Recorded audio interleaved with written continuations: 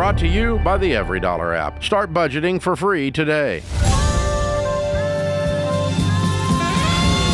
Live from the headquarters of Ramsey Solutions, it's The Ramsey Show, where we help people build wealth, do work that they love, and create actual amazing relationships.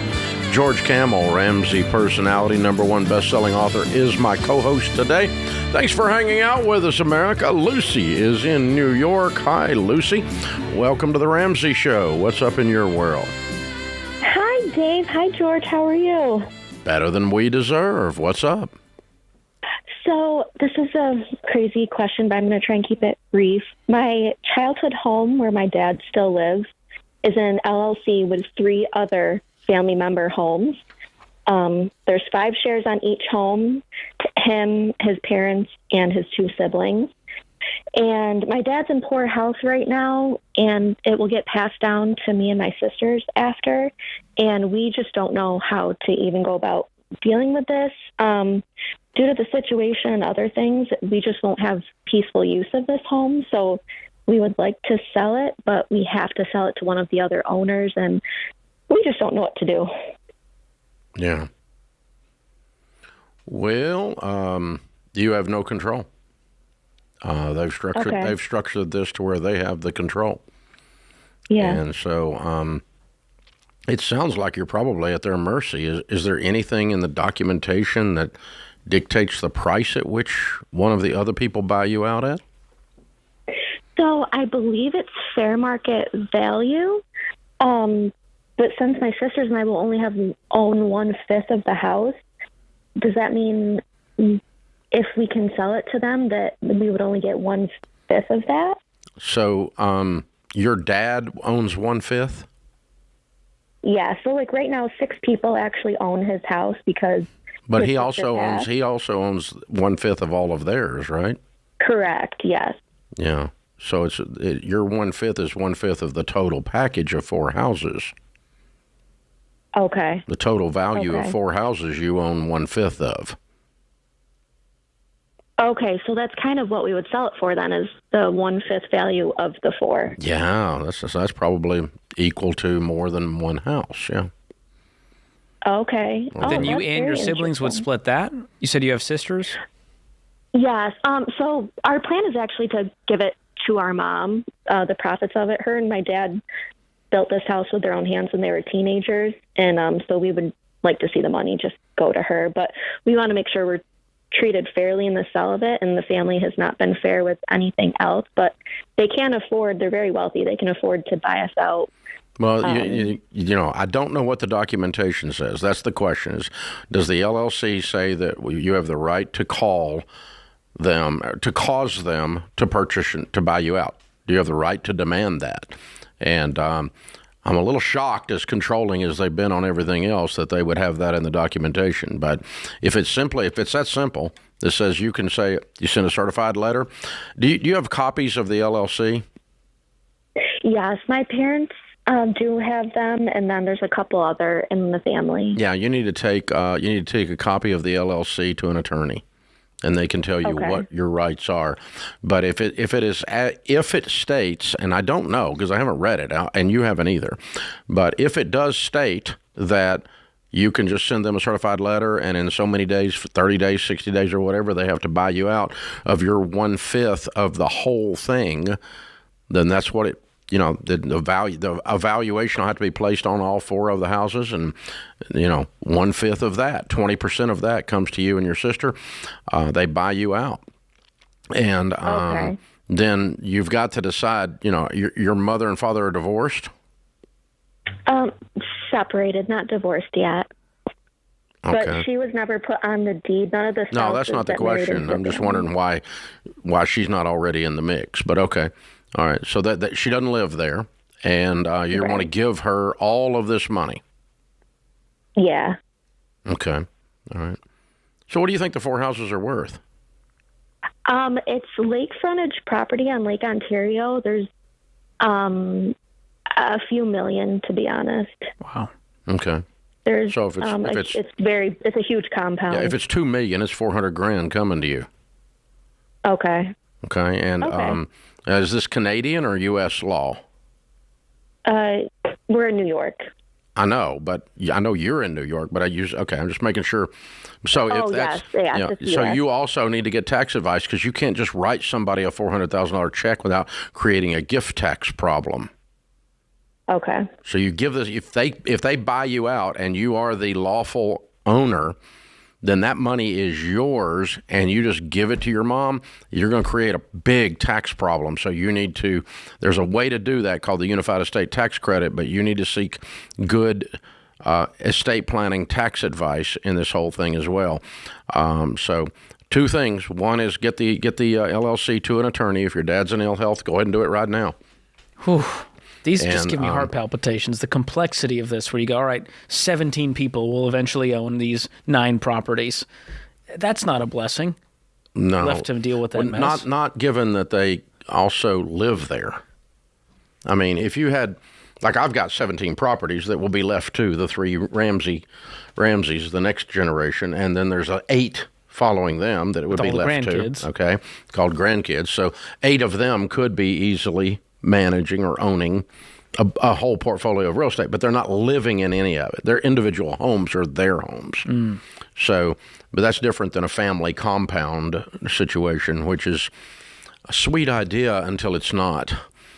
Yeah, it's a problem. So, wow. You have to hope that there's a clause in the LLC that says you can actually force your share to be sold to the remaining parties. Yeah. And if it's not, she may be out of luck. I don't know. I mean, you got to ask. Tough. You have to ask an attorney what your options are. But it doesn't sound like you've got a lot of power here, and that sounds like that was the intent. They like it that way. So they like it where they have the power and not you. Yeah. So be careful what you sign up for. And see, this is one of those things that when all of these people sat down together, her dad and mom were together. They sat with his mom and dad. They sat with his brother. And whoever else, right? There's 3 other houses.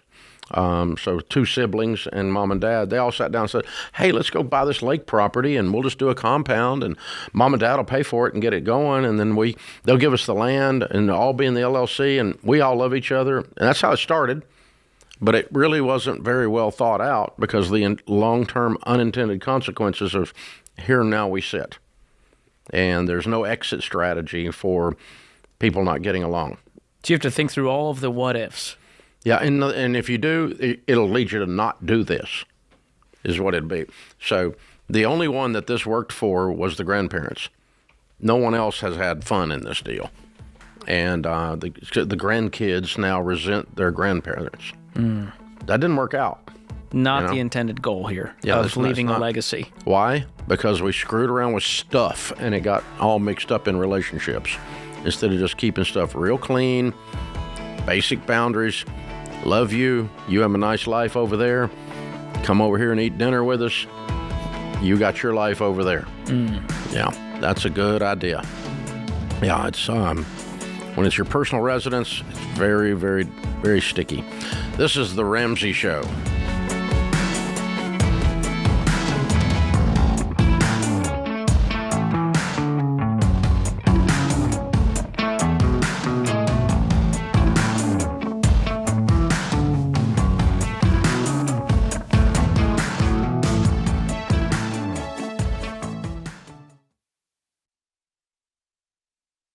I've been doing this show for over 30 years, and some of the saddest calls I have taken are from situations that are completely preventable. Yeah, and what's so hard is I feel like one of those, especially the ones that I'm like, oh, it's terrible, are people that call in and their spouse has passed away suddenly and they don't have life insurance. We actually took a question of a lady and she had 3 kids, pregnant, and husband didn't have life insurance.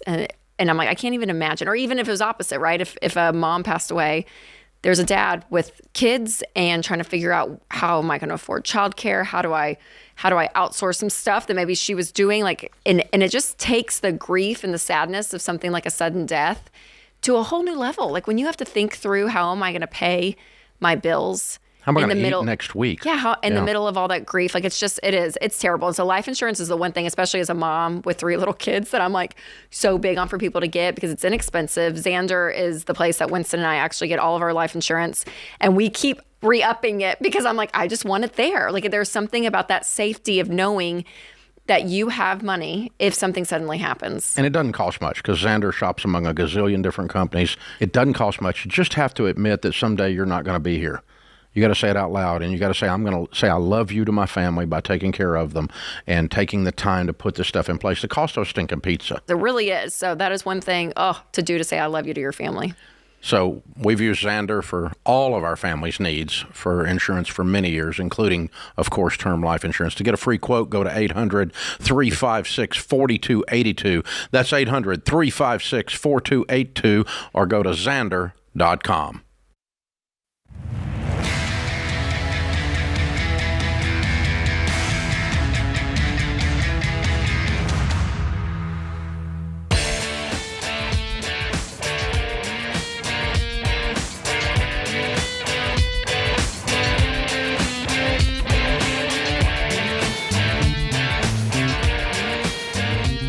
Anna is with us in New Delhi, India. Hi, Anna. Welcome to the Ramsey Show.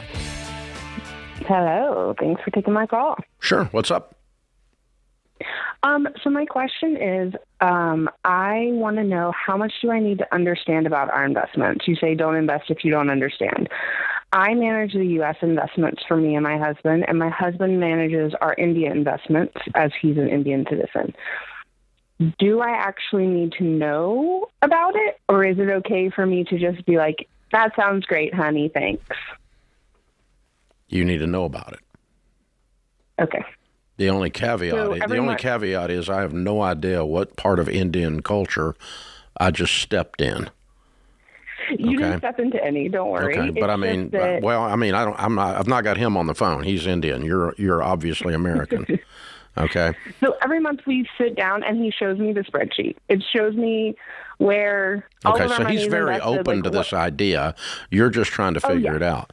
Okay. So what I found out was I was investing in real estate like crazy. I was really good at it. And Sharon and I have owned real estate she never saw.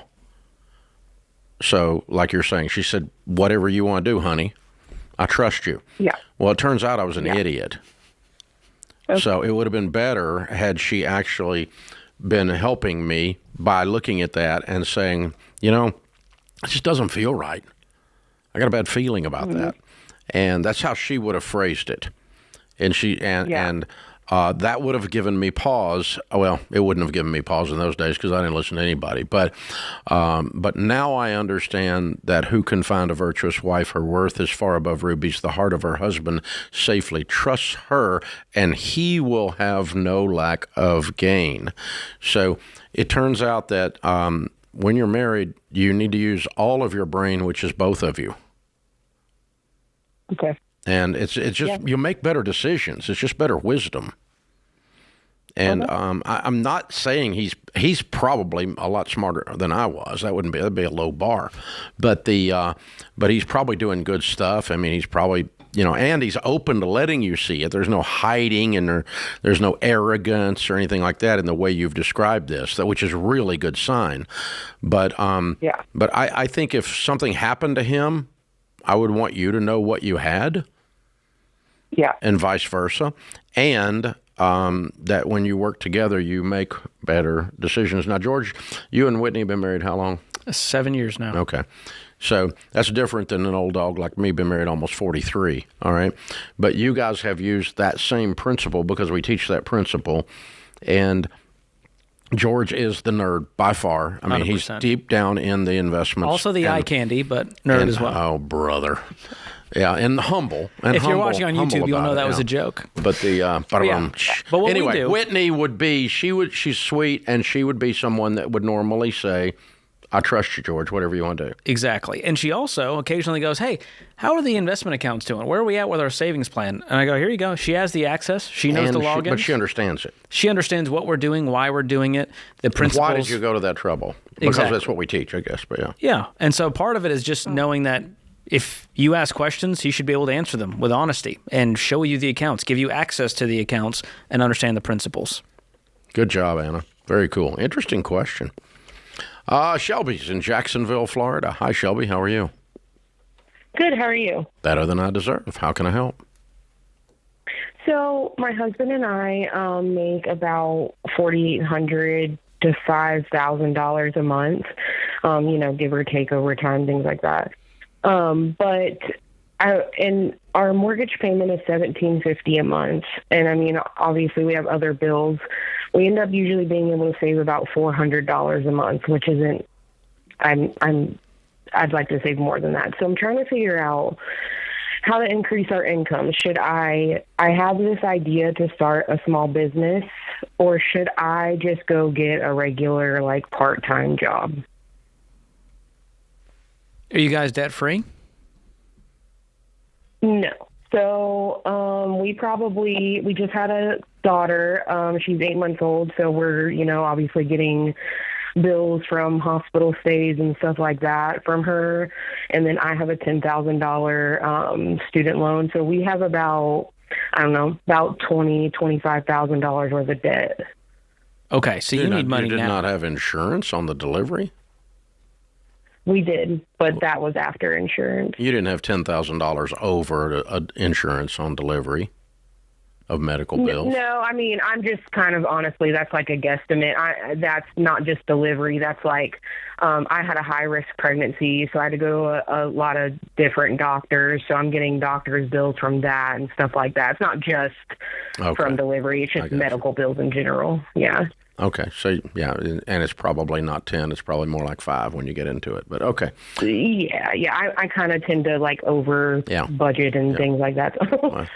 All right. So I love the idea of a small business. I don't know that now is the time to do it, depending on what type it is and what kind of investment you're talking about. Because a small business might mean I got to invest $10,000 and I might not make money for 2 years. Well, that sucks when you're in debt. No, so I'm thinking more so of, and I mean, I don't know, but I'm thinking more so I'm trying to start like a photo booth business, and I've done some research. It's minimal startup. We kind of have a lot of the equipment already. I think I could start making money very soon. Obviously, I'm not naturally like I'm not like a go-getter as far as like being my own boss or anything like that. So I don't know exactly what I'm doing in that aspect of it. Mm-hmm. I think right now what you would concentrate on is with a new baby in the house and cleaning up these bills. Mm-hmm. I think you want the quick money. Mm-hmm.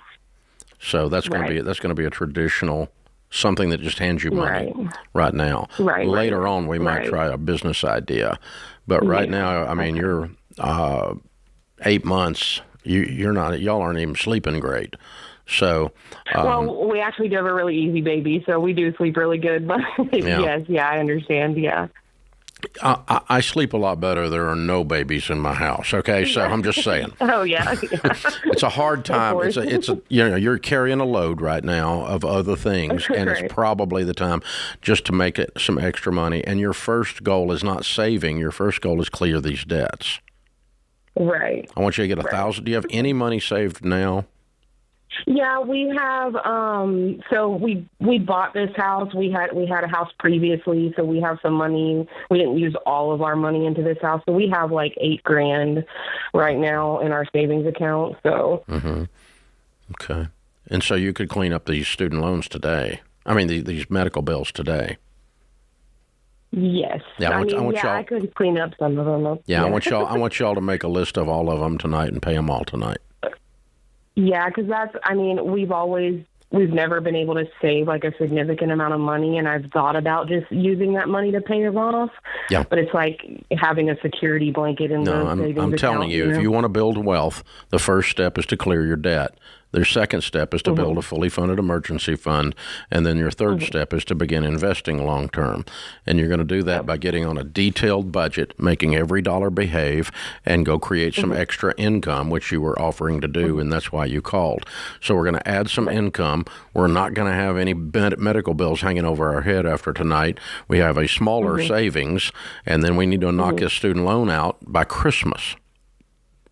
Okay. Be done with it. And then when you've got no payments and you're doing a detailed budget and every dollar is behaving, then you're going to see some serious ability to stack cash and really start to build a good emergency fund, because you guys probably ought to have a $25,000 or $30,000 emergency fund when you're done with this. Then you start doing your investing for the kids' college, for your retirement, and you start to build some wealth. But so far you've kind of just wandered along on the money thing, and what I'm telling you to do is get very serious and very detailed and very sacrificial, and like this matters, because it does. You have an 8-month-old. This really matters. So hang on. We'll get you signed up for Every Dollar Premium, which is the world's best budgeting app, and it'll show you how to do everything in there, and that'll get you started and get you going. This is The Ramsey Show.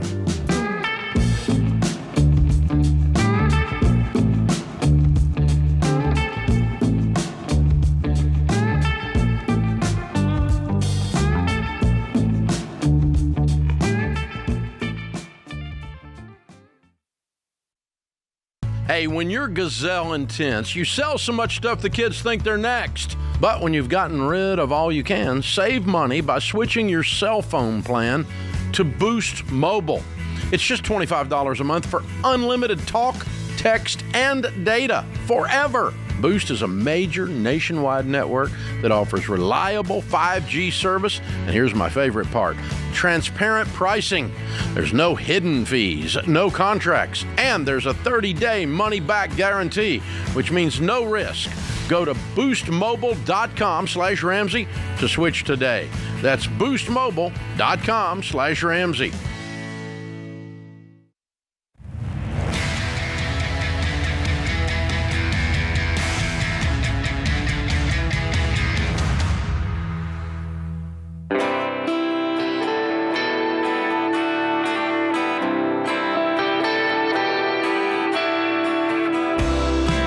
If you're running a business, or you know someone that is, you know one thing for sure, like I do. It's hard. When you go to work for yourself, you'll find out that your boss is a jerk. He'll work you like a rented mule. I mean, you just work all the time because you got to get stuff done, man. You got to get started. You got to get the thing moving. If it's to be, it's up to me. You got to do it. And one of the things we found at Ramsey over the years of building this company from a card table in my living room to where it is today over the last 35 years, and now coaching over 10,000 small businesses, we've discovered that there are 5 distinct stages that small business goes through. And there are 6 things that drive you through those 5 stages. This outlines the clear path, kind of the baby steps for small businesses. It's the EntreLeadership System, and we teach it to small businesses all the time. So we decided to put it into a book. It's called Build a Business You Love. The book will come out next week. It's $29.99, but if you buy it before next week in the pre-sale time, like right now, you'll get over $350 in free bonus items, like instant access to the EntreLeadership Hiring Playbook, #1 pain point of small business, hiring and firing. The ebook, the enhanced audiobook. The audiobook for this is different. We really put a bunch of fun stuff in it, and it's more like listening to a podcast than an ebook, than an audiobook. So check it all out. Pre-order at RamseySolutions.com/store, or YouTube or podcasters. You can click the link in the description and get going. Carolyn's with us in Cleveland. Hi, Carolyn. How are you? Good. How are you doing? Better than I deserve. What's up? Well, I'm a widow, and I'm 81 years old, and I am trying to come up with the best way to take the money I do have and make a short-term investment, because being at 81, I don't think I'd qualify for the S&P. Mm-hmm. So I'm looking for suggestions from you as to where to put my $43,000. Okay. All right. Are you using the $43,000 for living? Well, no. There's $18,000 in my checking account, $17,000 in my savings account, and I have cash on hand of $16,060. Mm-hmm. And my yearly income is $66,864. So the money that I've saved. So you can live on the income you have coming in without touching this money. Correct. Okay, good. In fact, I usually take about $2,000 out of my monthly income, and I keep it to build up on my cash. Yeah, that's how you got all that money in checking. Yeah. Okay. Right. Good. And I really should take some of the money in checking and switch some of that over to my savings. Yeah, you should. But I'm not getting anything on my savings or anything on my checking. And so... No, you're not. You probably just... But I don't want you taking a bunch of risk with it. Like you said, the S&P... that's probably, I don't want that money to go down in value 3 weeks after you put it in there. That would scare me for you because you don't have a big pile of money. I mean, if you had 400,000 or something, we'd have a different conversation. But with 40,000, I would just use a high yield savings. And George, what are you getting on high yield savings these days? Current rates are about 3.8. Oh, not great. Is what I've been seeing. They've been ticking down over the last few months, but that's still better than your 0%. And so I would put anything above your expenses that you need in that checking account, I would just store the rest in a high yield savings account. Yeah, it's not making a ton. It's not exactly high yield. It's kind of a misnomer if it's only 3%. That's kind of like a low yield savings account. But it's going to be $1,500 a year. Yeah, you'll make a little bit on $100 it, a month. but you could lose that much in 1 week if you had it invested, say, in an S&P or something along those lines, or even a growth in income, something calmer than an S&P, but still could go down. And we've had that experience in the last week with the tariff stuff going on. The stock market's gone bananas. And so, you could have lost $4,000 of your 40 in the last week in value. And so the key is if you need it anytime soon, don't invest you don't it. have that margin. Yeah. I don't want you losing $4,000 in a week because the president is playing tariff games. You can't do that. And so I can afford to take that hit. So I'll be in there. But, that's not that big, a huge nest egg. And so we don't want to lose 10% of your 40,000. So, no, I think high yield savings and just hold your nose and you're not making much money on it. Keep up with inflation. But such is life, and that's how it works, So, ouch. Candace is in Cleveland, Ohio as well. Hi, Candace. How are you? I'm good. How are you guys? Better than we deserve. What's up? So my parents are giving me $60,000. They asked that one thing I do is to put it towards a new car, and I don't know what to do with the rest of the money, and it makes me very nervous.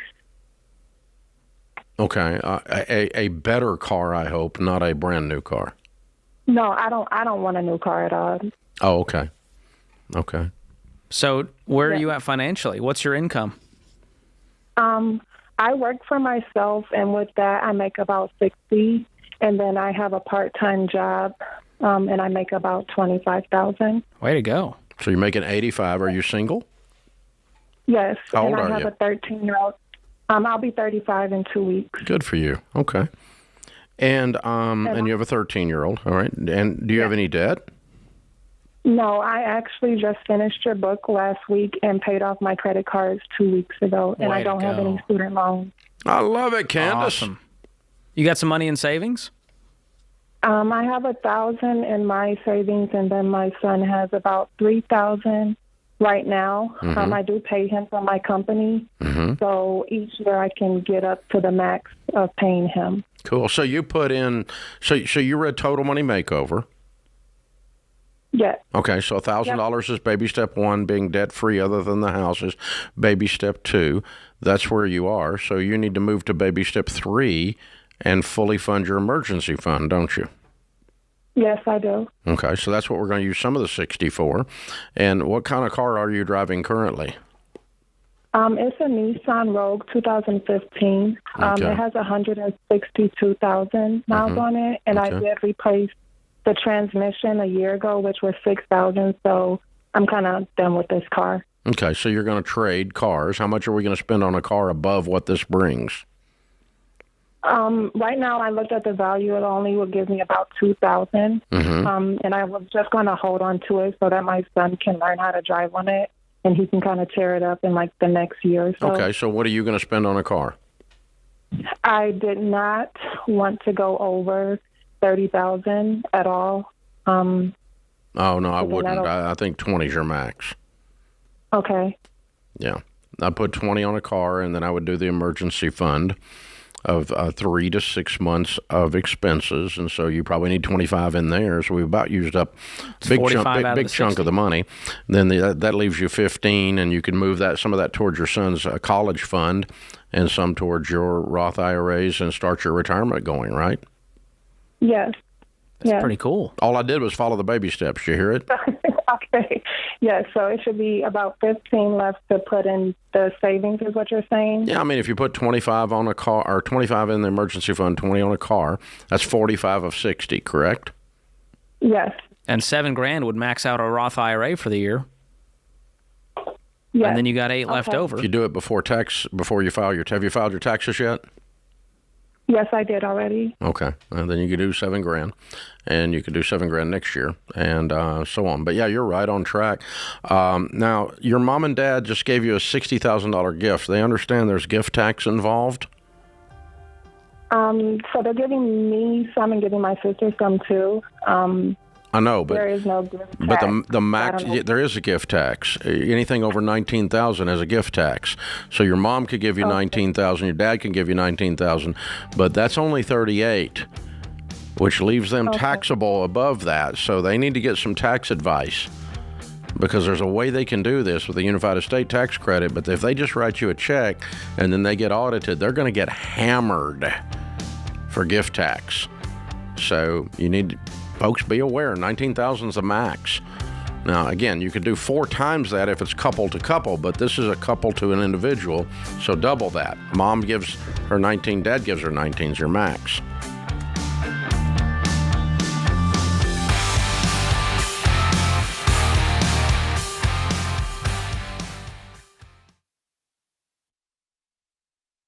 All right, Dave, you have some strong opinions. Possibly, yeah. I think so. Okay, because you really prefer credit unions over big banks. Well, credit unions, for one thing, are non-profit, which means that the members, the customers, own the credit union. So any profits that the credit union makes goes back into customer pricing. So you get better interest rate on savings, cheaper checking, and so on, that kind of thing. But that's what's more important than that, though, is the fact that the customer is the owner changes the spirit on the credit union. So I find very few credit unions that aren't very customer-centric. Well, and I think we have found one that is incredible, and that's Fairwinds.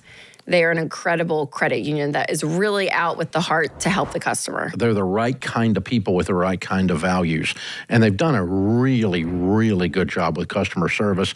And the deals that they're offering, the Ramsey Tribe, is incredible. Yeah, absolutely. And I love it. The things that we teach, they so line up with. And you're right, their customer service is unbelievable. Winston and I just signed up and we got an account. Yeah. And I'm not kidding. It took less than 5 minutes. It was so user-friendly. Like, the step-by-step approach was unbelievable. And then the next day, my phone rings, and it says Fairwinds on my phone. So I answered it and talked to someone there, and they said, yeah, they give calls to every new customer. And so, again, they just really care about your experience, and I so appreciate that. Plus, anything that you can do at a traditional branch, you can do with them at fairwinds.org or on their app, and you'll have free access to over 33,000 ATMs. Hey, you guys know how much I hate banks in general, and so for me to do this is a big deal. Talk to our friends at Fairwinds and check out the combined checking and savings bundle that they created just for the Ramsey Tribe. You guys, it's incredible. Yeah, you guys, it's so easy to join Fairwinds no matter where you live. So go to fairwinds.org/Ramsey.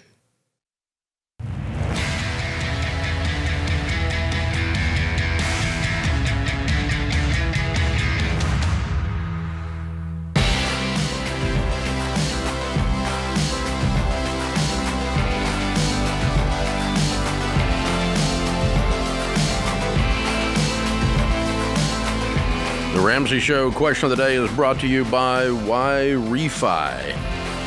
Why Refi offers a different approach to paying off your defaulted private student loans with a low fixed rate, less stress. It's a deal. You can get the loan back moving again, and you can get it paid off. Go to yrefy.com/Ramsey. That's the letter YREFY.com/Ramsey. Might not be in all states. Today's question comes from Brooklyn in Maryland. She asks, my husband's pay has increased to $115,000 this year with a possibility of increasing to $200,000 in the next 2 years. He's 35 and we hope to have children soon.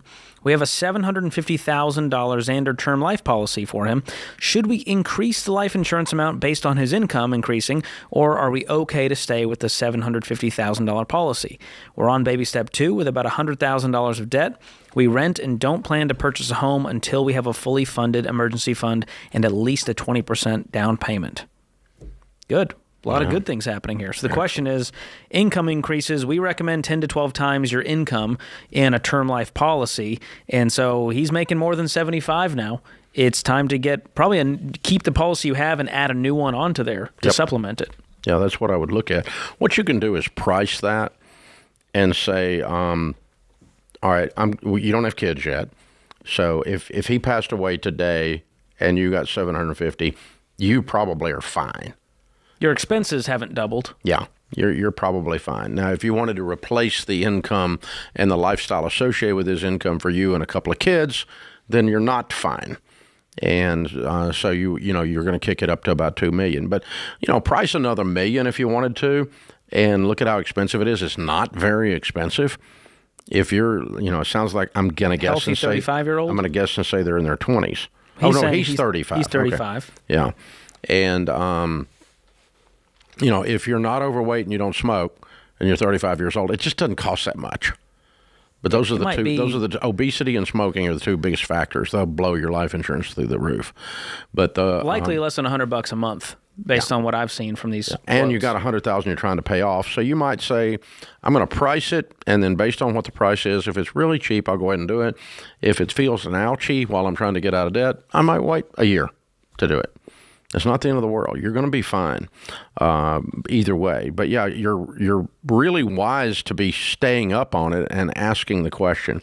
And George is right. The ideal amount is about 12 times your income. So somewhere around $2 million in this situation, which would be adding 1.25 if we wanted to be real ticky-tacky about it. And if you were out of debt and in your emergency fund, I'd say do it right now. But yeah, you don't want to pick up that extra $100. Maybe not right now. You want to use that towards the debt. So price it out with Xander and Xander Insurance and see where you land, and that'll kind of tell you if you kind of flinch a little, then just wait a little bit. But if it doesn't feel like the cost of a pizza, then go ahead and do it. That kind of thing. And that's really, term insurance is so inexpensive that it's mind blowing that it really doesn't become a huge budget buster. Trevor is in Baton Rouge. Hi, Trevor. How are you?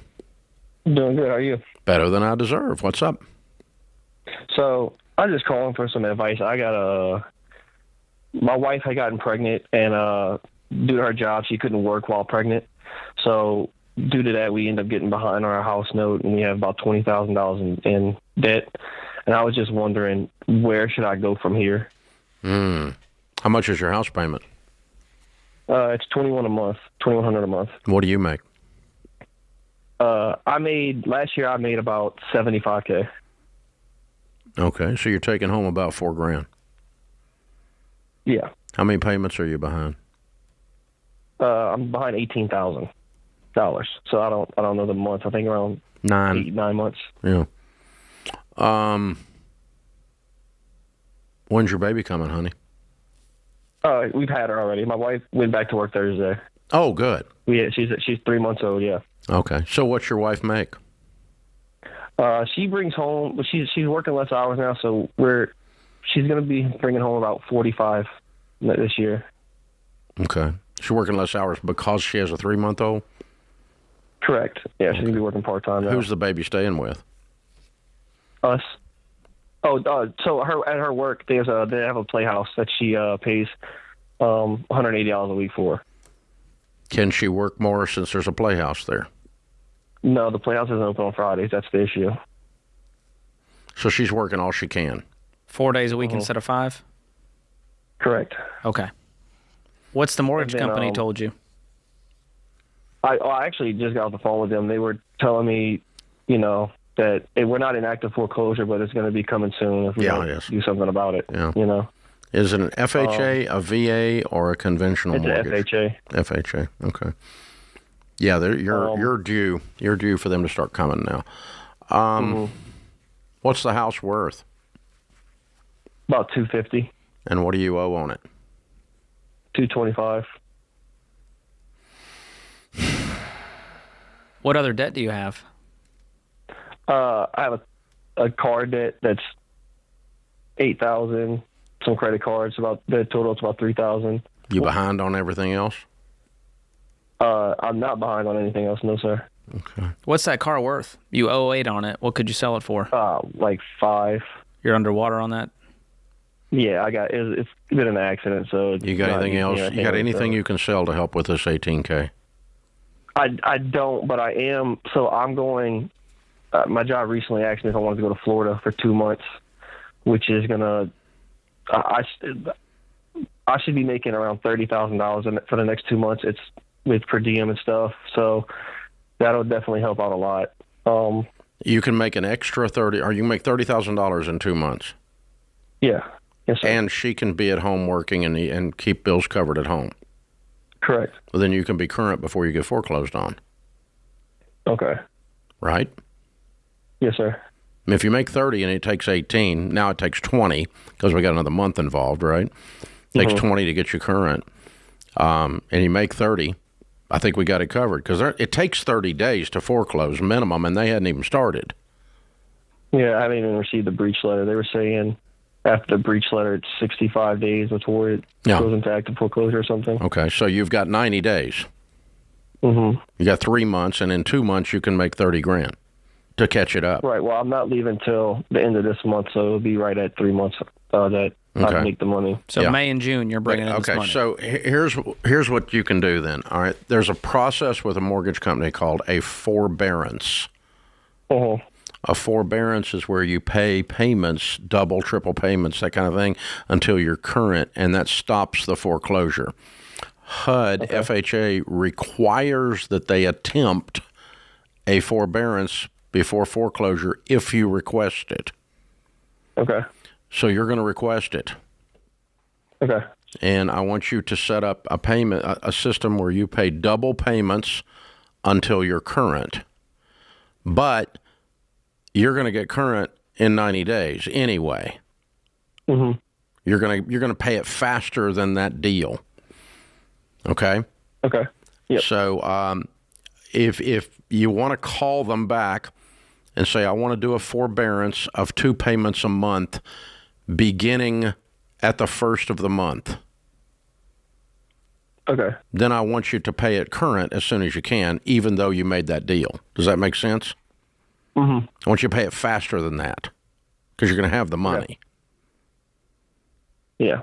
Is that all making sense to you? Yeah, that makes sense. Okay. You remember the word forbearance? Forbearance. You tell them your financial coach told you to do a forbearance because I'm your financial coach and I just told you to. Okay. Now, if that does not work, I'm going to put you on hold, and Christian is going to pick up, and we're going to set you up with one of the Ramsey coaches in your area, and they can call on your behalf if you're unable to get the mortgage company to do this, because they can get the mortgage company to do it, I promise you. Okay. We stop foreclosures all the time. It's one of the things we do around here. Okay, but it requires making substantial payments, and what we just learned is that you're not afraid of hard work, and you got a way to clean this up. Thank God. I was worried there for a minute, and you brought me that last bit of news there at the end, and that was perfect. So hang on, Christian will pick up. We'll hook you up with one of our coaches, and you can either call or you can have the coach call, or both, and get you a forbearance done. If you go to Florida, you can catch this house up before they get it foreclosed. Good job, man. Good job.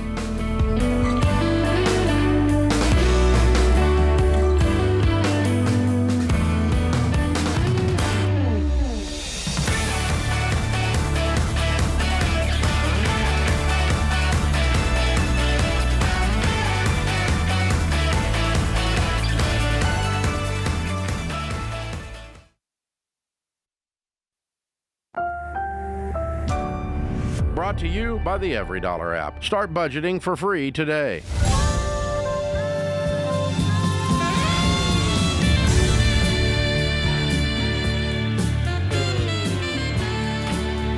Live from the headquarters of Ramsey Solutions, it's The Ramsey Show. We help people build wealth, do work that they love, and create actual amazing relationships. George Kamel, Ramsey personality, #1 best-selling author, is my co-host today. Tanner is in Little Rock, Arkansas. Hi, Tanner. How are you? George, Dave, man, pleasure, guys. In a little bit of a pickle here. So, just real briefly, I just realized that I haven't been taking responsibility for my taxes. And so I've reached out to a CPA prior to me realizing this. Excuse me, I'm emotional. So back 3 years of taxes turned out to be about $45,000. I'm in sales. I make about $220 a year. I do have some consumer debt. I'm at the point of being sick and tired of being sick and tired. I just wanted to see what you guys thought on my situation and how I could get out of this as soon as possible with as much aggression as I can. Mm-hmm. Are you single? No, sir. I'm married of 6 years with 2 kiddos, 2 and 3. Mm-hmm. Your wife work outside the home? No, sir. She stays at home. Okay. So you have a $225,000 income. So you're making about $20,000 a month. Well, I'm in the roofing sales, so it fluctuates. I can make a good month of $40,000 and a month of $2,000. Gotcha. Okay. Really just fluctuates. And do you have any money? Very involved. We got about $8,000 split between our savings account, our emergency fund, and a little bit in the crypto market. About $1,000 in there. Mm-hmm. Okay. All right, cash that out today, and take $7,000 of your $8,000 with it, and throw it at the 45 debt. Have the returns been filed? They just got filed as of last week. Okay. Now, of course, the 45 is not taking into consideration the penalties, right, and the late fees. Not too sure what to expect on that. Probably another 10. Okay. I owe about 38 on my truck. I owe another 36 on a dang vacuum, and about 31 on a dirt bike, thinking I was trying to build credit. 3,100? 3,100, yes. Just sir. sell it. Okay. And yeah, we got to get this mess cleaned up. Why are you on 1099 if you're doing roofing sales? I was 1099 up until last November. We then switched to a W-2, which helped me in a small portion as far as this year's return. Yeah. Had about $11,000 come back off the holdings, which of course that rolls over. Okay. Yeah, because you should not have, you shouldn't have been on 1099 sure. ever, but you're there now. Okay, so we've solved the problem. I mean, we solved you stopped up the hole, so it's not leaking anymore. We're not have a recurring tax problem. You're going to stay. Sure. You're going to file taxes on time for the rest of your life because it's too stinking expensive, and scary. Correct. And scary. Yes, sir. No doubt. Okay, so now if you sell the dirt bike, you owe $3,600 on a vacuum, and you owe $38,000 on your car, and you owe $45,000, right? Correct, yes, sir. Okay, so about $90,000, $85,000 gets you out of debt. Correct, yes, sir. And you make $225,000. What's your house payment? Well, and so that's another thing. We're right now renting to own from my mother-in-law. How much is that? $800. Okay, cool. So just keep paying $800, and you need to pay off $85,000 in debt, making $225,000. That sounds like you're doing that in a year. Well, and my question is, with the $45,000 in taxes, now that I'm W-2 and not changing anything as far as my withholdings, would it be smart to focus on the other debts? No. Before the okay. That IRS debt goes to the very top of your debt snowball. Make minimum payments on all of your other debts except the IRS debt. Throw as much as you can every single month towards it. Yeah, it's very expensive, penalties and interest ongoing. Sure. So you want to get rid of it. Plus, they have virtually unlimited power to come and screw up your life if you don't do this. Yes, sir. Yeah, you want to get them out of your life forever and ever. Amen. And the CPA that did your taxes, have him verify that you have the proper amount being withheld. Well, and so this is where I'm getting my knowledge from, or at least my plan there. He said if you keep holding out the way it's holding out, because they're holding out more than they should. No. I want them to hold out the correct amount, and the rest of it comes home, and I want you to pay this off as soon as you possibly can. Sure. I want him to calculate what the correct amount of withholding is, and you bring everything else home, and you give it to the stupid IRS. Okay. As fast as you can. Because I think you're going to have them out of your life by September. Well, that would be the hopes, yes, sir. It's a mathematical fact. It's not a hope. Sure. Yes, sir. But you're not going out to eat, and you're not going on vacation. These big commissions have been disappearing into toys. Absolutely, yes, sir. And eating out and just blowing money. Yeah, no more. You're on beans and rice and beans. Yes, sir. What's that truck worth? If I was a private sell it, I would probably get maybe right at what it's worth, maybe 40. If you like it, you can pay it off in a year. But if you're not willing to sacrifice and cut your budget, and your wife's not, and you all get down and get this, start being grown-ups and clean up this freaking mess, then you need to sell the truck. But if you're willing to do what I'm telling you to do and be done in a year with the whole stinking thing, debt-free everything in 1 year. Yes, sir. And you get your withholding to be the proper amount, throw everything at the IRS, then throw everything at the vacuum, which is 1 month, and then throw everything at the truck. Then you keep the truck if you're going to do it that way. But if you're going to drag this out for the next 3 or 4 years, then we really can't help you, number one. But number two, you should sell the truck in that case. But Tanner, 2.25 minus 85 is still over $100,000 for y'all to live on. And your rent to own is only $800. $800, and so you can live on $100,000 and still be debt free in a year. Oh, you're killing me, wah. So let's do this, and let's roll up our sleeves and punch this in the nose. But y'all are going to have to get on a tight budget. Hold on, we'll set you up with the Every Dollar Premium budgeting app and the whole thing, and help you build all this out. But that's the math. It's 2.25 minus 85, and you're living on 100. Wah. I think you can do this. I mean, that budget will show you real quick. This is not like we cut you to 30 and you got debt free in a year. So you really ought to be done faster than a year. And when you don't have this IRS shame hanging over you, and you don't have a stupid vacuum payment, which is really shaming, that's like stupid on steroids. Nice vacuum. Who gets a vacuum Is this payment? Industrial?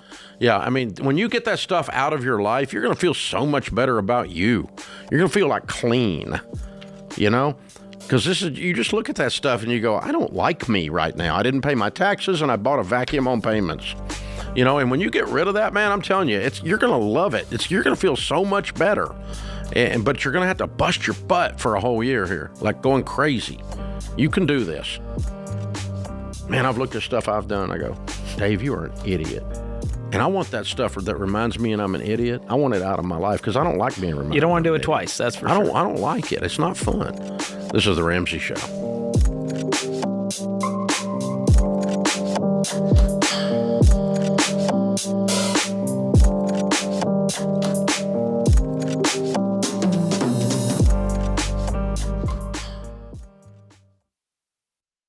Rachel, do you ever get these sketchy text messages that are like, hey, you need to update your address and verify so we can get you the package you didn't order? Yes, I have, George. Sketchy, and never trust them. And that's why we recommend Delete Me. They help with that. Yeah, they do. Delete Me actually goes in and removes your information from data broker websites, and it is an incredible service that everyone needs. And there's a lot of shady companies out there that solely exist to sell your personal data to bad guys. And that means your info, like your email address, your home address, your kids' names, your name, everything is just out there for scammers and spammers to find. So much. But Delete Me will delete your data, hence the name. It's gone. They'll wipe it out for you so you can sleep easy. That's right. And then once they remove your information, then they're going to send you a detailed report telling you where they found your information, when they removed it, how many hours they've saved you. I mean, it is incredible. It's so detailed and it's beautiful. Get this. So far, they've reviewed 27,000 listings on my behalf, removed me from 240 data broker sites, and saved me 77 hours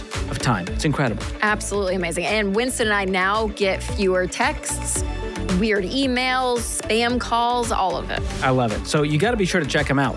Ramsey fans get 20% off their annual plans. Just go to joindeleteme.com/Ramsey. That comes out to less than $9 a month. Super affordable. Again, that's joindeleteme.com/Ramsey. Make sure to check it out, you guys.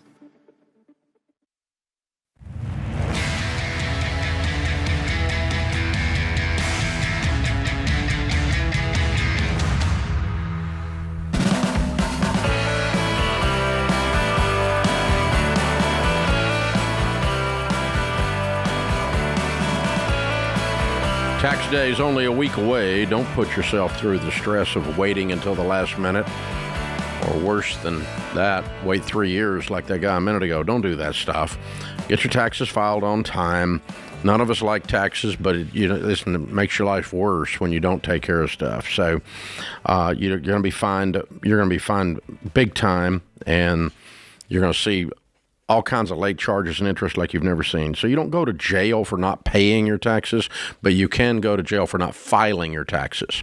Failure to file is criminal. Failure to pay is not, technically speaking. And 2,578 people did go to jail last year for failure to file. Wow. So it's very real. So I'm not trying to scare you. I'm just saying it is the law, and you need to file your taxes. Hello. And if you want some help doing that, go to RamseySolutions.com/SmartTax. Get everything you need to file your taxes. Doesn't cost for hardly anything, especially if you've got a simple return. Our current price offer expires on April 11th. So if you'll go ahead and do it like this week before waiting to the last minute, you can get the best possible deal on the Ramsey Smart Tax software. And it's very, very accurate, and it will help you get this done in a quick and easy manner. Do not put this stuff off, boys and girls. Do not put this stuff off. Jackie's in Denver. Hi, Jackie. How are you? I'm doing well. How about you, Dave? Better than I deserve. What's up? Well, we have a little situation here that I need some advice with. My husband has a small business that he's been operating for a year, and it's currently running at $20,000 in debt. And we have recently found out that we will be receiving an inheritance from one of my family members who passed away last summer. When we set this whole business up, the understanding was that we wouldn't be mixing any of our personal money, personal finances with the business, and that there would be a hard line drawn there. I'm sorry, what's whose understanding? What do you mean? The two of us, my husband and I, had that conversation. Well, too late. Because the $20,000 debt is a personal debt. I agree with you 100%. No, I promise you. That's what the law will tell you. They didn't loan this broke business money. They loaned you money. My fear is, am I going to feel resentful when we use the inheritance to pay off that loan? I guess you should have decided that before you took out the loan.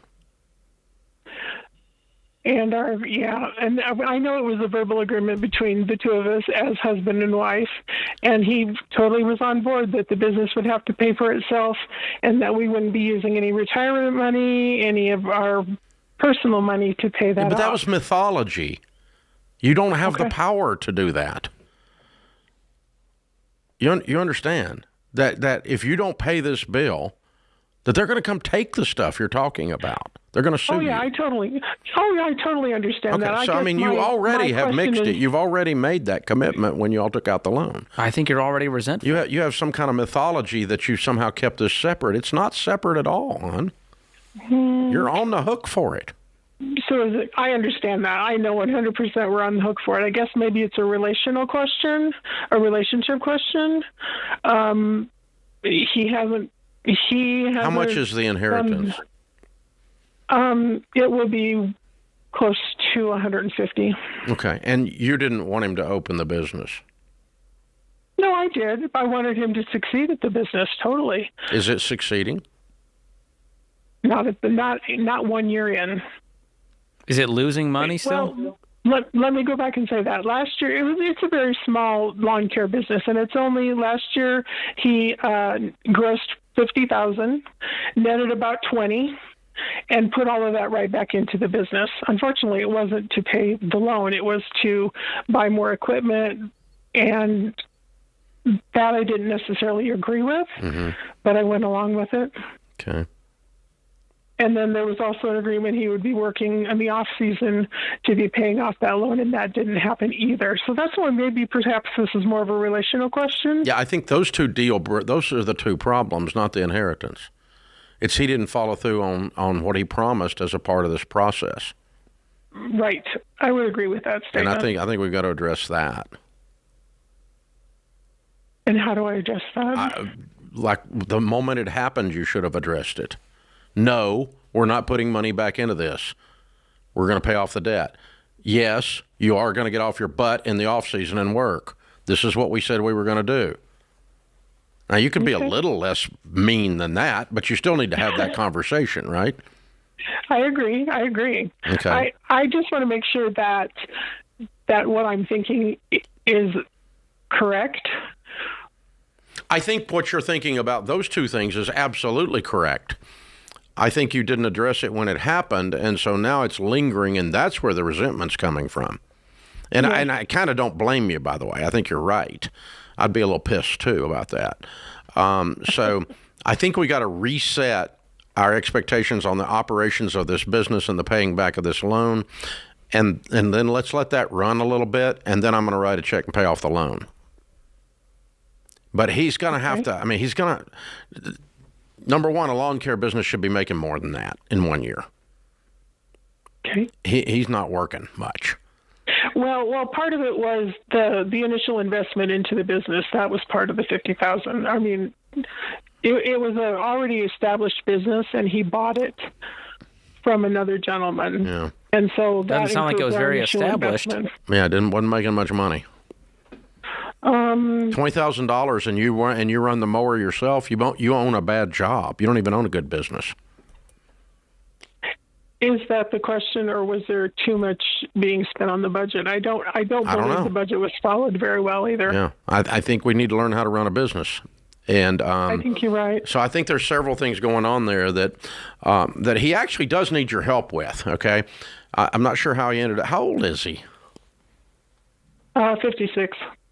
How did he end up in the lawn care business making $20,000 a year at 56 years old? What happened to his career? Well, he had always worked for farmers, which is a pretty low-paying job. He just kind of always wanted to be his own business owner. And we actually live in a very rural area. Okay. And the options are pretty limited. All right. Do you have some business or accounting acumen, it sounds like? Yes, I grew up. My father owned his own business. Okay. And all right. I tell you, let's reset this whole thing then, okay? Because I think I hear a guy who knows how to work hard but doesn't know anything about business. Oh, you are exactly right. Okay. And he's a sweet guy, and he's not afraid of hard work, but he's clueless on what he's doing here. And so he went and bought a bunch of equipment because he's a gadget boy when he actually thought he made some money, but he wasn't sure he made some money because he doesn't even know how to do accounting. So I think the two of you need to be running this together, and you need to run the office, and he needs to run the mower. I think you're right. And then the budget will be followed, and we make decisions together about when we're working, where we're working, and what we're buying, and we're going to get this stinking thing profitable. And if he's willing to help, if you're willing to help him and he's willing to let you, then yeah, I'm going to write a check and pay off the loan, because all this resentment's going to go away, because now we're going to be both horses in the harness pulling. You're going to pull the front office stuff because you're good at that. I can hear it talking to you. You already know what is supposed to happen here. And you're just standing back and watching him, and he doesn't have that skill. But yet this guy is not afraid of hard work. He'll go out there and work himself to death if you point him at the right thing. He ain't afraid of hard work. No, he's not, and that actually was one of the reasons I married him. He was one of the attractions I had to him. Yeah. So look at it this way. And he liked marrying a smart woman, so that was his attraction to you. So let's use both these things. I think it's a good idea. So you're spending 10% of this inheritance to reset the business and your marriage. I think that's a worthy investment. That's a good way to put it, George. I hadn't thought about that. Once in a while, you should do this. You should do this talk radio thing. I'll leave it to Dave. But I think putting it that way just helps me loosen the resentment and go, all right, I'm going to drop it. It's a really good discussion. And the way you approached the discussion was very healthy, Jackie. Thank you. I like that. That was a good analysis. And, can we send them your new book? Yes. Are we capable of that? Yes, we are. Build a business you love. We will ship it to you on April the 15th next week when it goes public. So read it together. Hang on, and Christian will get your name and address, and all. We'll send you Build a Business You Love. It actually does address some of this. That's a good point. Perfect. Ta-da. Who knew? 2 in a row. The treadmill stage. Yeah, you're 2 for 2 and one-line zingers. There we go, man. Yeah, man. George is pretty valuable today. This is the Ramsey Show.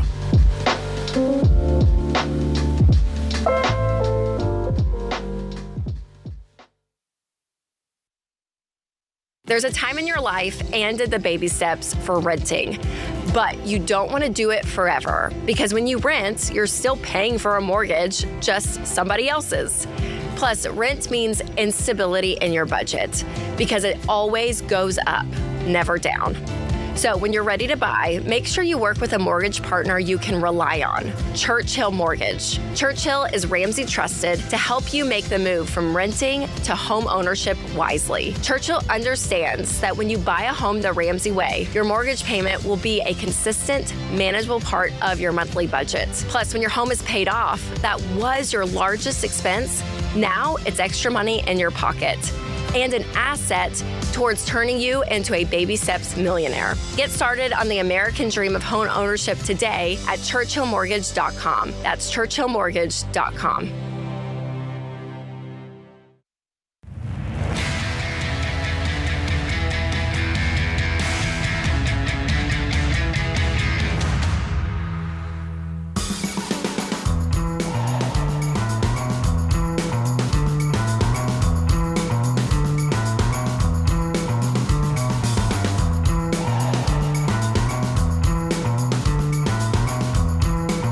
In the lobby of Ramsey Solutions on the debt-free stage, Aaron and Jenna are with us. Hey, guys, how are you? Very good. Welcome. Where do y'all live? Apex. North Carolina. Yeah. Sorry. That's okay. You're doing it together.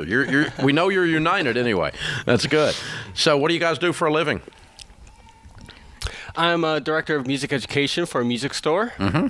And I am an HR manager and catering manager for an ice cream company. Oh, that's fun. Mm-hmm. Good for you guys. How much debt did you pay off? $75K in exactly 3 years to the day. Oh, I love it. Okay. And your range of income during that time? So it went from $79,000 to $109,000. Excellent. Cool. Good for you guys. What kind of debt was the 75? All student loans. Oh, wow. Okay. All right. Cool. And how long y'all been married? So 3 years. Yeah, we paid it off on our 3rd anniversary. So we've been married 3.5 years. Yeah. Okay. So you got married and looked up and said, or probably in the pre-marriage, you're looking at it going, we're going to attack this. Tell us the story. What happened? Yeah, so actually in December of 2018, we listened to 9 straight hours of the show. We are originally from Pittsburgh, Pennsylvania, and we moved to North Carolina. So on the Christmas journey home, we were looking for a podcast, and we came on yours. You just stumbled upon it? Yeah, I think that Christmas I was on YouTube and saw one of those clips. It was like a young kid from your show like made 20 grand or something, and I like watched it. You know, it was like a kid who sold Pokemon cards or something. And then when she was looking for a podcast, you guys were one of the top ones, and so that's why she saw it. I was like, oh, let's listen to that. And it was like the first time we've ever heard people talk about that, and then it was just, okay, put on another one. And we listened to like 9 hours from Pittsburgh all the way down to North Carolina. Yeah. And you said, wait, we could do this. Yeah. And so we were just dating at the time. So we had some of our own debt. So I actually paid off my car that following September in 2019. And I started paying off some of my loans. And then, 2020 happened. Yeah. And we were able, the interest stopped on our loans, so we were able to make a lot of progress. Mm-hmm. We got engaged in October of 2020. Mm-hmm. When we got engaged, we paused because listening to your show, there's just so much wisdom that we heard, and we were dating for a while, and we wanted to have a good wedding, and so we cash flowed a wedding for the next year. Got married in October of 2021, and that's when we said, okay, now it's us against the world. We have $75K of debt. And we were just chugging away. And then in January 2024, we found out that we were pregnant with our first kid. Yay! Yeah. she's over here. I think she might be crying off stage somewhere. And then, so we paused and paying off our debt, stacked up cash, felt really comfortable. I mean, that was just great advice from you guys because we're having a baby. And so it felt great to have more than $1,000. And then she was born in September of last year, 2024. And 2.5 weeks later was our 3rd anniversary, and we were looking at the numbers. We're like, wait, we could pay it off on our 3rd anniversary. So we're at home with a 2.5-year-old or 2.5-week-old, and we made our last payment. We actually have a big chart we wanted to show you guys. I think one time you mentioned be weird, make a chart. Yeah. Wow. So we bought this chart. There's 1,000 squares, and we said, okay, $75K. Each square is $75, and it just made you think about $75 way differently. Wow. Yeah, every little bit adds up. Yeah, you got a fully colored in chart there. Yeah, and we were the marker. We didn't want to buy another marker, so we would as you guys see, stayed in the lines. That's impressive. Some of the best coloring work I've seen on this show. Thank you. Oh my goodness, you guys are incredible. So it is worth noting for the casual listener that they followed exactly what we say to do. I mean, they didn't deviate even a little bit. Okay, they stopped, cash flow to wedding, came back, stopped when the baby's on and baby mama come home from the hospital and everybody's healthy. Boom, push play, and the money was in there, and it paid off everything on the 3rd anniversary. So everything they did, they followed exactly. It wasn't an ish. It wasn't Ramsey-ish. They were listening to way too much YouTube of us and completely did it exactly the way we teach. And guys, I got to tell you, that matters because it changes the speed at which these things happen, and it also lowers your stress level all the way through the whole process.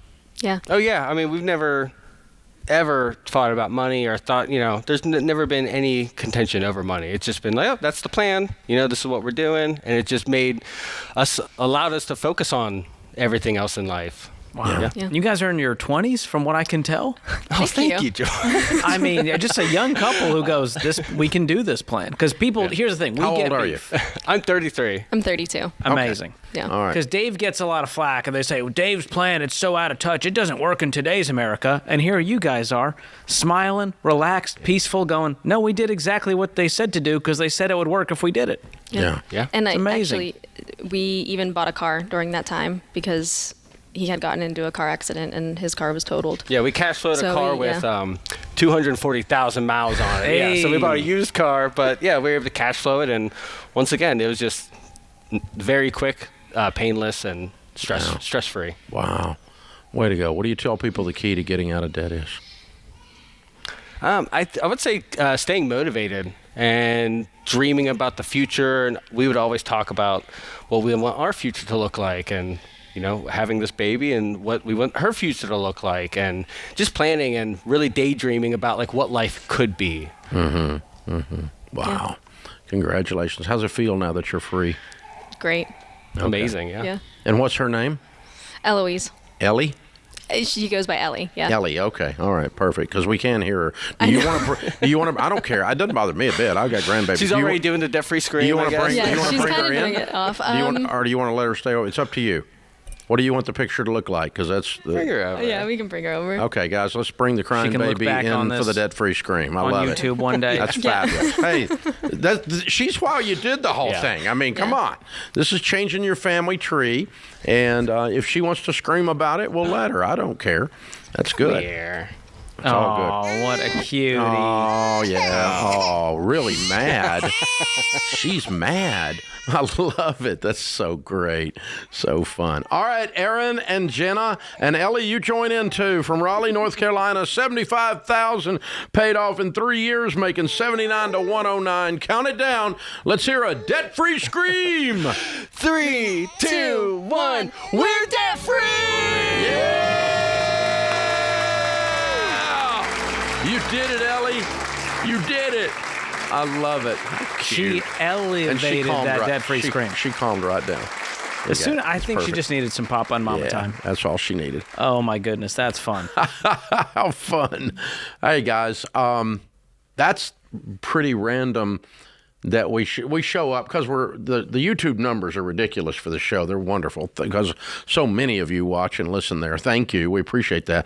But that drove it up to pop up on the landing page, right? They went to their podcast page or whatever and went, oh, there's Dave's face. There's And, the that guy, Ramsey and I show. remember him laughing about some Pokemon thing or something, which I vaguely remember. Saw an that. old clip on YouTube. And I vaguely remember some kid doing a Pokemon thing or something. But see, social media is not all bad, Dave.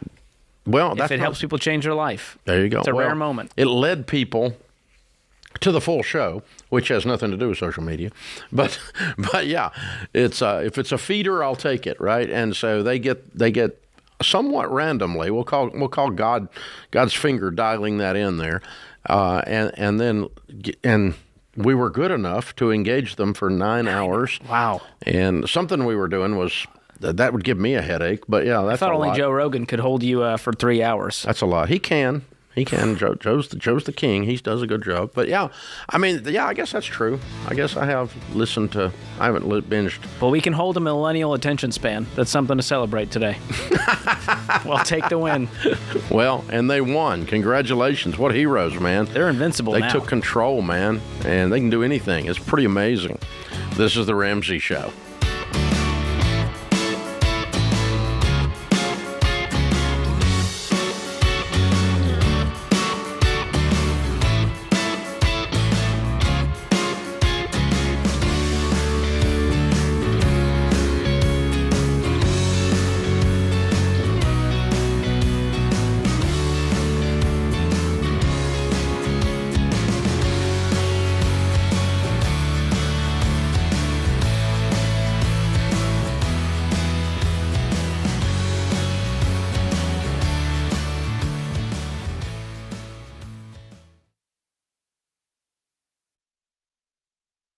What does the future hold for business?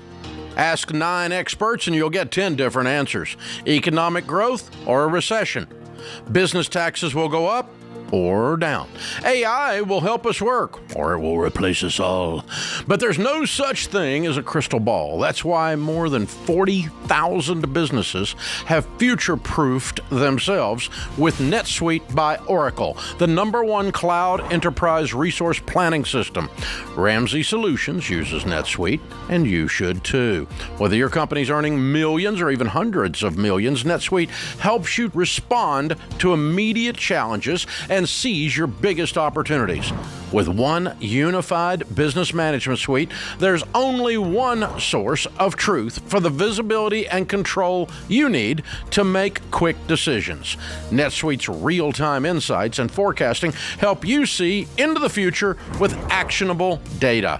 And when you're closing the books in days, not weeks, you can spend less time looking backward and more time focusing on what's next. And speaking of what's next, download the CFO's Guide to AI and Machine Learning at netsuite.com/Ramsey. It's free at netsuite.com/Ramsey.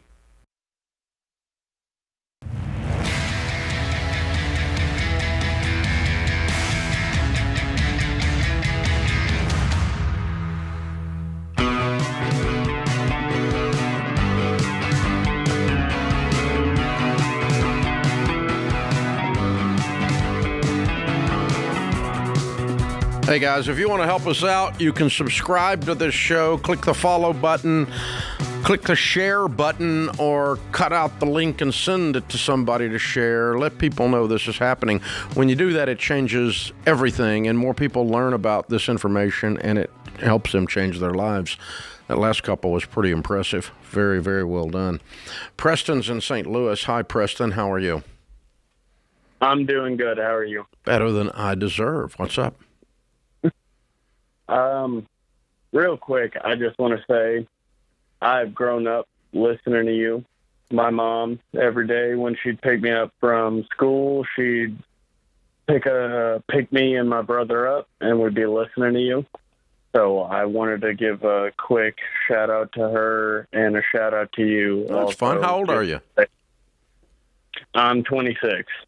Okay. So you're like 10 years old or something listening. Okay. Wow. I know. Wow. I was a child listening to you. I grew up listening to you. Wow. How can we help today, sir?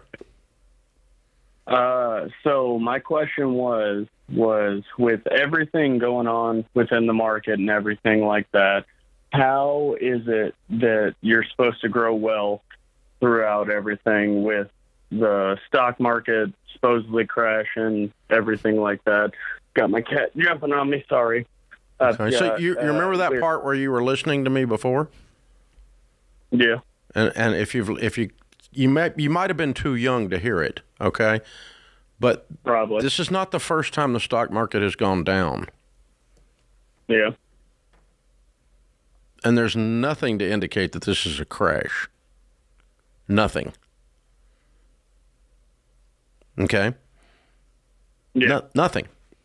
The U.S. economy is not imploding and falling in. Not even close. Got you. Stock market's having a bit of a temper tantrum over tariffs because they're trying. The stock market does not like an unpredictable environment. And this is unpredictable as crud right now because people don't know what's going to happen exactly, because I think Trump makes it up every morning. So who knows what he's going to do next, right? And so, and he kind of likes it that way. He's messing with the stock market and he's messing with these countries beyond belief. No question about it. It's almost entertaining to watch, but it's not a crash, Preston. You understand that, right? No, I got you. Okay, so in 2023, you were 24 years old. Yeah. The S&P went up 23% or 26%. In 2024, last year, it went up 23%. So the stock market has gone up 50+% in 2 years. In the last 7 days, it's down 6 or 8%. Not exactly a crisis, dude. Mathematically. I got you. Mathematically. No. So what you can't do is you can't listen to the news to give you input for investing decisions, because the news is full of drama queens. Their job is to make your heart rate change, your eyes dilate, and sweat to appear in your palms. That's their job. Then you get addicted to the fear porn that they peddle, and then they peddle more fear porn. That's why 73 apps go off when a tornado is 60 miles away. That's fear porn. A tornado that's 60 miles away is not going to hit you. But your app is going off and waking you up in the middle of the night, and your heart rate spikes, adrenaline is released in your body, and you're in freak out mode. And that's the exact same crap that's happening right now in the stock market. It's false evidence appearing real. It's not real. And so you're fine. And let me tell you what I'm doing. I'm scratching around for some extra money to throw it in right now because I think the stock market's on sale. I think it's a great time to buy. How's that sound? No, I got you. I was just wondering. Here's 2 quotes for you, Preston. Etch these in your brain. Number 1, when in doubt, zoom out. When you zoom out, go look at the 5-year, 10-year, all-time track record of the S&P 500, and you'll go, ooh, up and to the right, with a few little dips in there. Oh, yeah, let's zoom in. It's a crash. No, just a little dip. We'll be all right. It's a bump in the road. And the other one is this: time in the market beats timing the market. And so what you're saying is now the time to sell? I don't know. I don't want to lose money. You didn't lose money. You have the same exact amount of shares that you had before. The value is temporarily taking a dip. It will come back. And a month from now, 6 months from now, a year from now, we'll be back to all-time highs, and the news will not be covering it because that doesn't get clicks and views. So for you, those of you listening out there, I've got one particular account that I've got sitting up waiting to buy some real estate with. And I've got about $5 million in an S&P. And it's actually about just right at $5 million. And so I clicked on it just to see what this did to it. And I think it's down like 200 grand, something like that. Okay. So, which is a lot of money, but you've lost $200,000. I haven't lost anything. I didn't sell. If you sell, you take the loss. You lock it in. I didn't lose anything. I'm just sitting here watching with great amusement the roller coaster ride. And I'm going to try to throw some in while it's down, and because it's going to ride up. as soon as some of this bizarre crap clears the air. And I don't know whether that's a month or 6 months. And I don't really care because I don't have to do anything with that money. I'm just going to let it sit there and ride it out.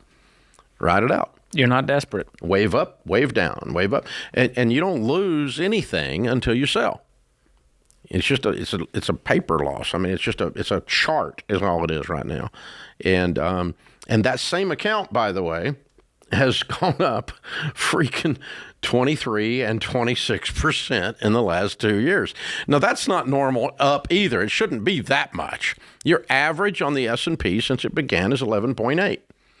And so that's about what the stock market has averaged since it began. And so, 11, 12, somewhere in there is the average annual rate of return. So 23 and 26 aren't normal. Those are unusually like double of normal. Like twice as good as normal. And so, back to back. But did you hear anyone, when you had 2 consecutive years twice as good as normal, did you hear a single person on Fox News or CNN go, "Look how great the market is! Wow!" Not one. Not a one. But are they all screaming and like there's blood in the streets and there's a crisis and the entire U.S. economy has collapsed and we're going to have an upheaval and a revolution or something? Good Lord, you would think that these people, but nope. So I'll get to be on there again tonight. I'll be on one of them tonight. Tell them, everybody, calm down. Calm your butt down. Calm your butt down. What'd you say that was? Zoom in, zoom out? I might try when in doubt, zoom out. I'll try to quote George. That. I didn't come up with it, but when in doubt, zoom out. When in doubt, zoom out. So if you got all this fear, you just pan back and go, oh, it's actually up 80% over the last 5 years when you look at it a different way. Yeah. Instead of zooming into the one little dip that's over a 5-day period freaking out. Yeah. So perspective definitely helps. And you have the benefit of that, having invested now for 30 plus years. You were sitting here at the same desk you and I were when the Fauci pandemic hit and the market went down like 50% or something, 57, dove, right? We had this 2-month chart that just dove off the cliff for 2 months. And everybody's like, oh, the pandemic's ruined the economy. The economy will never... is the economy ruined? No. Hello? We were back to record highs. Does anybody remember predicting the end of the world I remember people predicting the end of the world. It's, the U.S. will never recover from Fauci. We'll never make it. He killed it. No. Not even Fauci could kill it. So there you go. It's too strong. Can't hold us down. Sorry, y'all. I mean, it was disappointing for those of you that wanted the end of the world to come and didn't happen for you. It's important to note the stock market does not actually represent the economy one for one. It's a part of. That's true. 54% of the gross domestic product is small business. Has absolutely nothing to do with the stock market. You're not going to find it on the S&P. Yeah, thank God. But yeah, that's how Dave likes it. We're gonna invest, and we're gonna invest when it's up, and we're gonna invest when it's down. We're gonna invest, and we're gonna invest, and then we're gonna look up, and we're gonna be worth millions of dollars. Hello. This is how you do it, boys and girls. Don't jump off the roller coaster. Please, not in the middle of the ride. Oh, my goodness. This is The Ramsey Show.